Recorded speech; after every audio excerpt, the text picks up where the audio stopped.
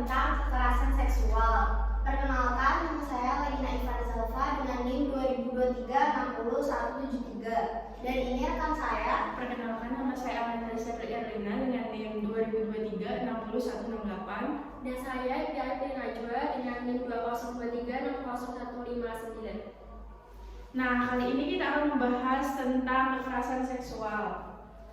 Dapat definisi kekerasan seksual. Kami menemukan dua definisi. Yang pertama dari Rika Rosmianti yang berisi setiap tindakan baik berupa ucapan maupun perbuatan yang dilakukan seseorang untuk menguasai atau memanipulasi orang lain serta membuatnya terlibat dalam aktivitas seksual yang tidak dikehendaki. Sedangkan yang kedua, kami menemukan definisi kekerasan seksual dari WHO, dari Badan Kesehatan Dunia, yang berisi kekerasan seksual dapat diartikan sebagai segala bentuk perbuatan baik verbal maupun fisik yang mengarah pada seksualitas atau organ seksual seseorang tanpa mendapatkan persetujuan serta memiliki unsur paksaan atau ancaman. Dan terdapat kesimpulan mengenai kekerasan seksual dari kelompok kami yang berisi perbuatan merendahkan, menghina, melecehkan ataupun menyerang tubuh atau fungsi reproduksi seseorang.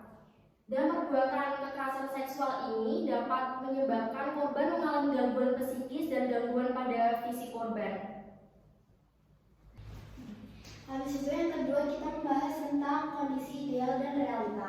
Pertama itu ada kondisi ideal. Jadi kondisi ideal itu kayak kondisi yang seharusnya terjadi. Itu ada yang pertama itu ada seksual sebagai edukasi. Jadi pembelajaran seksual itu harusnya bisa dijadikan buat pembelajaran, bukan buat disalahgunakan. Habis itu yang kedua ada perempuan itu dihormati, dijaga dan dijunjung tinggi.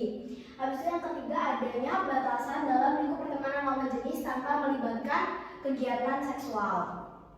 Habis itu kondisi realitanya itu seperti apa? Kondisi realitanya itu seperti yang pertama ada penyalahan edukasi seksual. Jadi mereka itu bukan menjadikan suatu seksual itu jadi edukasi, tapi malah melakukannya gitu. Habis itu yang kedua ada perempuan itu dianggap rendah dan masih banyak kasus pelecehan verbal maupun non verbal. Jadi masih banyak juga pelecehan-pelecehan yang dialami seorang perempuan di masa-masa sekarang. Habis itu yang ketiga ada tidak adanya batasan dalam lingkup pertemanan lawan jenis. Nah, biasanya kalau tidak adanya batasan dalam lingkup pertemanan lawan jenis itu, misalnya sekarang itu ada FWB, itu Friends with Benefits. Jadi pertemanan tapi mereka itu melakukan keuntungan dengan melakukan kegiatan seksual. Nah, yang ketiga itu ada keterlibatan. Jadi siapa aja sih yang terlibat dalam kasus-kasus kayak gini nih? Nah, yang pertama itu ada pemerintah. Pemerintah sendiri memiliki peran dalam menyusun kebijakan dan undang-undang yang melindungi korban kekerasan seksual. Misal dia nanti kalau ada kasus kayak gini, jadi pemerintah nih yang bikin kayak undang-undang gitu supaya kedepannya itu bisa minimalisir lah dan menimbulkan efek jerah bagi para pelaku. Yang kedua itu ada serta menyediakan layanan perlindungan dan rehabilitasi. Yang kedua sendiri lembaga pendidikan. Nah, lembaga pendidikan memiliki peran memberikan pemahaman tentang kekerasan seksual, mendorong diskusi dan menyediakan mekanisme pengaduan yang aman. Nah, kalau di bidang pendidikan sendiri ini kayak lebih ke edukasi, misal para siswa mengikuti sosialisasi tentang kekerasan seksual, dampak yang ditimbulkan dari kekerasan seksual sendiri, dan informasi lah bahaya tentang kekerasan seksual. Yang ketiga ada masyarakat. Masyarakat memiliki peran dalam mencegah kekerasan seksual dengan cara meningkatkan kesadaran, mendukung korban, dan melaporkan kasus kekerasan seksual. Nah, misalnya ada nih kekerasan seksual yang terjadi di lingkungan masyarakat. Masyarakat sendiri bisa melaporkan hal itu ke pihak berwajib seperti polisi untuk menangani kasus tersebut. Nah, yang keempat ada lembaga perlindungan saksi dan korban. Lembaga ini memiliki peran dalam memberikan perlindungan hukum terhadap korban tindak pidana kekerasan seksual. Nah, lembaga kayak gini misalnya Jadi apa sih yang paling pantas atau yang paling pantas diberikan kepada sang pelaku gitu, yang menimbulkan efek jera kayak gitu, dan bisa apa ya, memberikan minimalisir kasus-kasus kayak gitu sendiri. Nah, yang kelima ada mahasiswa, dosen, dan tenaga pendidikan memiliki peran dalam memperbanyak diskusi, mengikuti sosialisasi, dan menciptakan lingkungan pendidikan yang aman dan bebas dari kekerasan seksual.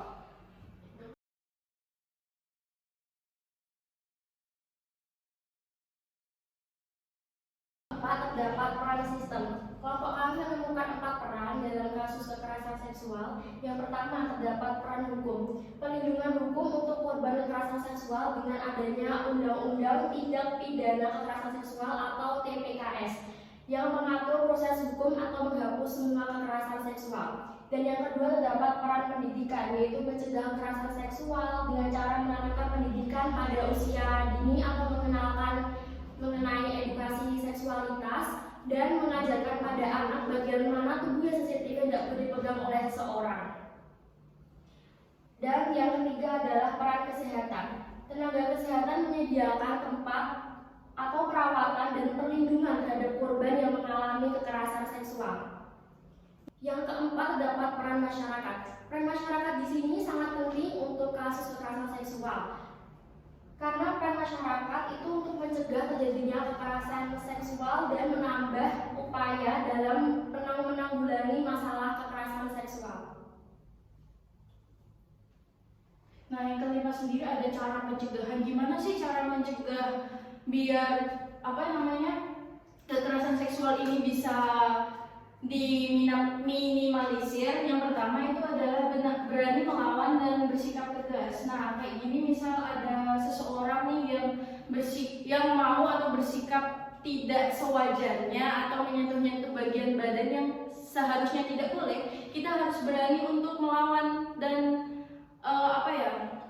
melindungi diri kita sendiri kayak gitu. Nah, yang kedua ada menghindari tempat yang berbahaya.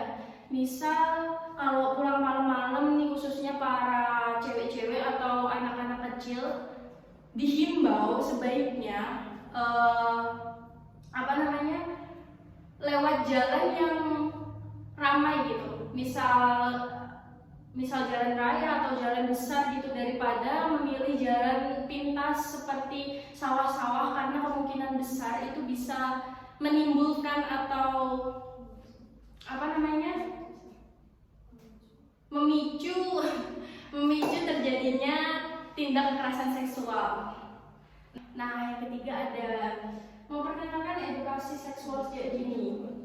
Nah, ini bisa dilakukan oleh para orang tua atau mungkin tenaga pengajar mengenai betapa pentingnya edukasi seksual sejak dini. Ada mempersiapkan alat perlindungan diri. Misalnya kita kemana-mana, apalagi cewek ya kan, selalu bawa parfum tuh.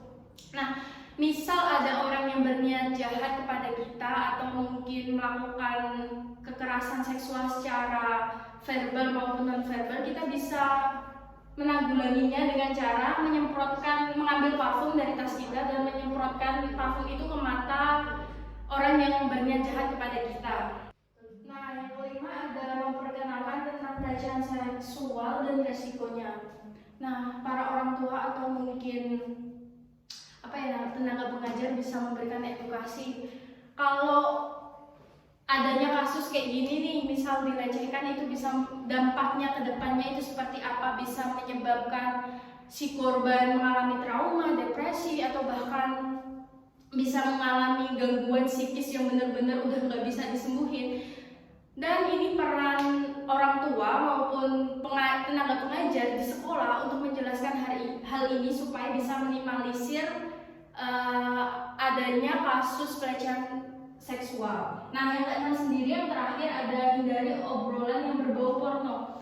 Misalnya kita sedang bercanda dengan teman-teman atau mungkin mengobrol dengan lawan jenis, kita bisa menghindari obrolan-obrolan seperti itu untuk menghindari tindakan-tindakan yang bisa memicu kekerasan seksual itu sendiri.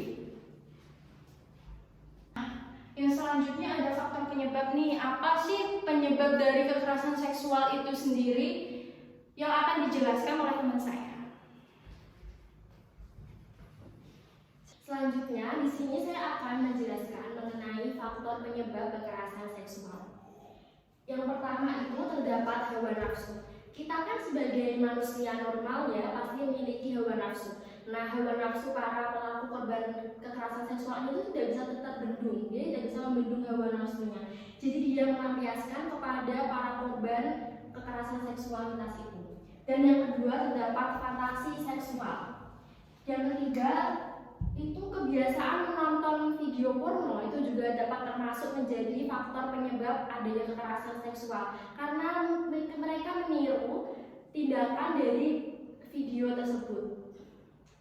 Dan yang keempat itu yang memiliki perilaku seks yang menyimpang itu juga menjadi pemicu faktor penyebab kekerasan seksual. Dan yang kelima itu adalah minimnya edukasi seksualitas di Indonesia. Seharusnya kita sejak usia dini sudah diedukasi mengenai kekerasan seksual. Bisa diedukasi sejak kecil mengenai bagian badan mana saja yang tidak boleh disentuh oleh lawan jenis, misal seperti itu. Atau kita memberikan edukasi tentang bahaya seks bebas atau akibatnya, resikonya itu seperti apa agar tidak terdapat kasus kekerasan seksual. Dan selanjutnya yang keenam itu tidak memikirkan dampak pada diri sendiri maupun korban. Para pelaku kekerasan seksual itu lebih dominan kayak dia itu tidak memikirkan resikonya, tidak memikirkan keberlanjutannya itu bakal berakibat seperti apa. Dia memikirkan kepuasan dirinya sendiri, kepuasan hawa nafsunya sendiri. Dan yang ketujuh itu mengetahui bahwa korban lemah dan mudah dirayu. Dan para pelaku kekerasan seksual itu cenderung memiliki sifat yang patriarki. Yang terakhir, pelaku merasa bisa berlaku sesukanya karena punya status yang dihormati. Ini seperti kasus yang viral akhir-akhir ini, seorang dosen yang melakukan pelecehan seksual kepada mahasiswanya sendiri. Karena dosen itu memiliki kedudukan, sebuah kekuasaan dan dia dihormati oleh mahasiswanya. Dan mungkin mahasiswa tersebut diiming-imingi sebuah nilai yang memuaskan apabila mengikuti dosennya tersebut. Dan bisa juga dosen tersebut melakukan ancaman sehingga mahasiswa tersebut tidak bisa menolak apa yang dosen tersebut inginkan. Itu juga bisa sebagai pemicu faktor, itu juga bisa sebagai faktor penyebab kekerasan seksual karena mempunyai suatu kedudukan atau kehormatan. Habis itu ada dampak dari kekerasan seksual. Dampak dari kekerasan seksual sendiri itu ada 3. Yang pertama itu ada dampak yang terjadi kepada psikologis korban kekerasan dan pelecehan seksual. Jadi korban itu nanti akan mengalami trauma yang mendalam, terus merasa stres atau terganggu, apalagi juga bisa memperlambat perkembangan otaknya. Habis itu yang kedua ada yang dapat menjadi faktor utama itu adalah penularan penyakit seksual atau PMS. Korban dapat berpotensi mengalami luka internal, pendarahan, dan kerusakan organ internal. Apalagi biasanya yang terjadi itu maraknya orang terkena HIV karena melakukan seks bebas. Habis itu yang ketiga ada dampak kekerasan seksual itu ada dampak sosial. Itu korban kekerasan dan pelecehan seksual sering dikucilkan dalam kehidupan sosial. Hal ini seharusnya dihindari karena korban pastinya butuh motivasi dan dukungan moral untuk bangkit lagi menjalani kehidupan. Jadi biasanya korban-korban kekerasan seksual itu mengalami sanksi sosial, kayak dia itu dijauhi oleh masyarakat, dia tidak mendapatkan support, dia malah lebih kayak diejek-ejek oleh masyarakat. Padahal sebenarnya korban itu membutuhkan motivasi dari orang-orang untuk bangkit, malah tidak mendapatkannya. Habis itu ada intervensi atau solusi nyata yang dapat kita lakukan untuk menanggulangi kekerasan seksual. Itu yang pertama ada mempertegas kembali hukum tentang kekerasan seksual. Jadi sebenarnya hukum-hukum di Indonesia ini sudah tegas, namun saya rasa dan kelompok kami rasa itu hukum-hukum tersebut harus lebih ditegaskan untuk membuat pelaku jera. Yang kedua ada memperbanyak program ceramah agama, acara yang dikhususkan untuk mengedukasi tentang apa sih itu kekerasan seksual. Dan apa sih bahaya dari kekerasan seksual itu dan apa resikonya dari kekerasan seksual itu? Ya. Habis itu yang ketiga ada hukuman kebiri bagi pelaku agar yang ingin melakukan kembali itu merasa jera. Jadi kalau misal ada pelaku yang telah melakukan kekerasan seksual kepada kaum perempuan terutama, itu mending dihukum kebiri aja. Jadi dia tidak bisa melakukan itu lagi.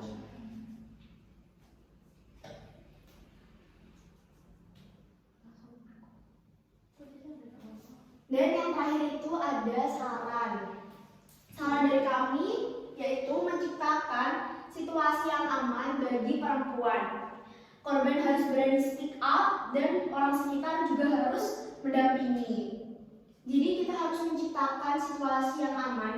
Itu bisa berasal dari lingkup pendidikan, sosial, seperti masyarakat, teman-teman, guru, dan lain sebagainya.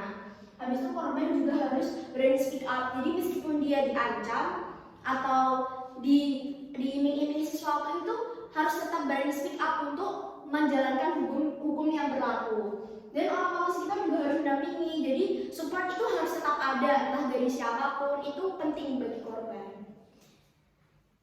Sekian dari presentasi dari kelompok kami. Maaf jika ada salah kata maupun perbuatan. Sekian dari kelompok kami. Wassalamualaikum warahmatullahi wabarakatuh.